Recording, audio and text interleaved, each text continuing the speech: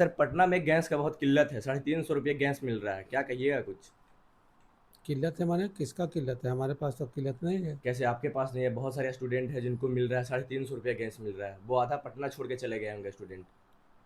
देखिए, अफवाहों पर ध्यान ना दीजिए। अफवाहें अफवाहें अफवाह होती नहीं हैं है, ये तो रियल है। बहुत सारा वीडियो वायरल भी हो नहीं। रहा है कि जिसमें स्टूडेंट बोल रहे हैं कितना महंगा गैस मिल रहा है। देखिए, ब्लैक ईयर और ये सब हमेशा हुआ करता था, आज की बात नहीं है, कभी भी हमेशा हुआ करता था।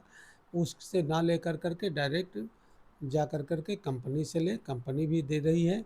और वहाँ भी ऐसी व्यवस्था हो चुकी है कि जो बच्चे अगर लेना चाहें तो उनको मिल रहा है गैस, कंपनी में उसको तो मिल अब रहता। 35 दिन कर दिया बढ़ा के।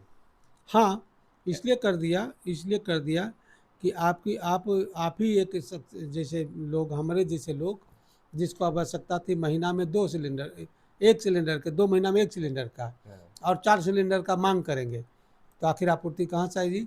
ऐसा कीजिए कि जितना भी आप उपयोग के लिए बिजली तो अब मिल रही है, लेकिन अगर सभी जगह सभी रूम में एक-एक वेपर लाइट सब लोग लगा दें और कहें कि बिजली हमको दीजिए, पैसा तो हम दे रहे हैं, बिजली हमको दीजिए, तो बिजली का उत्पादन भी तो होना चाहिए और वहाँ से जनरेशन आना भी तो आना चाहिए।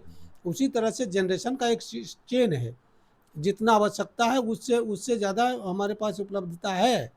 लेकिन कुछ लोग को अब भी इसी समय चाहिए, सबको इसी समय चाहिए।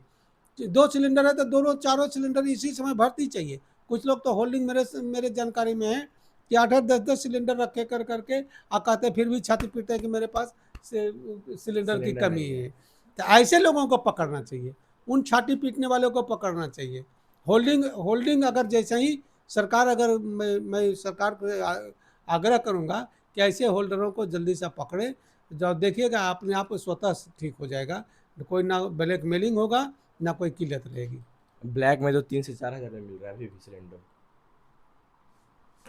देखिए, आपको याद है, आप छोटे होंगे, हमें याद है पूरी तरह से कि जब हम लोग सिनेमा देखने जाते थे, तो उस समय जो टिकट रहता था 1.5 रुपया का, वो 6.5 रुपये में लेना पड़ता था। क्यों देखना ज़रूरी है भाई? मत देखिए। वैसे ही हम ये नहीं कहते हैं कि खाना नहीं बनाइए, खाना बनाने का तरीका भी बदल सकते हैं। खाना बनाने का तरीका भी बदल सकते हैं। जब कहीं जब कोई चीज़ की स्कार्सिटी होती है, जैसे जापान में लोग करते हैं कि जिस वस्तु का मूल्य ज़्यादा बढ़ जाता है तो उसको थोड़ा उपयोग कम कर देते हैं। तो वैसे ही वैकल्पिक व्यवस्था पर आ जाइए। वैकल्पिक व्यवस्था भी हम भारत जैसे संपन्न और संप्रभु राज्य में, संपन्न राज्य है, इसमें संपन्न देश है, इसमें ढेर सारी वैकल्पिक व्यवस्था है। इंडक्शन भी है, उसके साथ साथ फिर प्राकृतिक तरीका भी था, उसको भी अपना सकते थे। उसके साथ साथ जो हम लोग पारंपरिक तरीका था उसमें भी आ सकते हैं। उसके साथ साथ और भी वैकल्पिक, अगर ये सब भी नहीं कर सकते हैं तो उसके अलावा भी है कि कुछ ऐसे खाद्य पदार्थ हैं जिसको एक बार बनाया जा सकता है, दूसरा बार उसको खाया जा सकता है, उसको भी कर सकते हैं। और ऐसा भी चीज़ है कि जिसको बनाने की ज़रूरत ही नहीं, बना बनाया है वैसा भी कर सकते हैं। तो तरीका अगर अपनाना चाहेंगे तो बहुत सारे हो सकते हैं। लेकिन अगर आप चाहेंगे कि सरकार को ब्लैकमेल करें, सरकार को ही ब्लैकमेल करें, सरकार को ही दिखाएं कि ये हो गया वो हो गया, तो उसके लिए भी बहुत तरीके हैं। जैसे आप एग्जाम्पल के तौर पर, वो तो उसी की बात हुई, गैस की ही बात हुई। अगर एक एक ही दिन में सब कहे कि अगला अगला महीना में कलम सब खत्म हो जाएगा, सब जाकर के 200-200 कलम एक ही दिन के खरीद ले, तो अगले दिन मार्केट में कलम कहाँ से आएगा? आएगा? कलम आएगी? नहीं आएगी। अगर एक ही दिन कहे कि आज आज के बाद से मोबाइल बनना बंद हो जाएगा, सब जाकर के मोबाइल खरीद लीजिए, सब कम दाम में, ये दाम में, वो दाम में, तो सब तो वह भी इसका चीटी हो गया। आप लोग को याद है कि एक तांत्रिक बाबा हुआ करते थे, जो एक दिन अफवाह फैलाए थे कि नमक बंद हो जाएगा, नमक बंद हो गया, इतना नमक का सब लोग खरीदारी कर लिया कि नमक का स्टॉक खत्म हो गया। तो ऐसे ही अफवाहों पर ध्यान न दीजिए।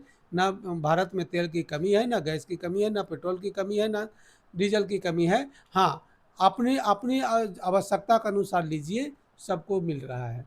लॉकडाउन का भी संभावना है, क्या कहिएगा इस कोई पर? लॉकडाउन की संभावना नहीं है। ये सब गलतफहमी दूर रखिए और झूठों का अफवाह में पर ध्यान मत दीजिए। मैं सबसे बड़ा यहाँ का जो डिमेरिट मैं देख रहा हूँ, वही देख रहा हूँ कि कुछ जैसे एक एक दीदी आजकल कर रही है कि अब लॉकडाउन लग जाएगा।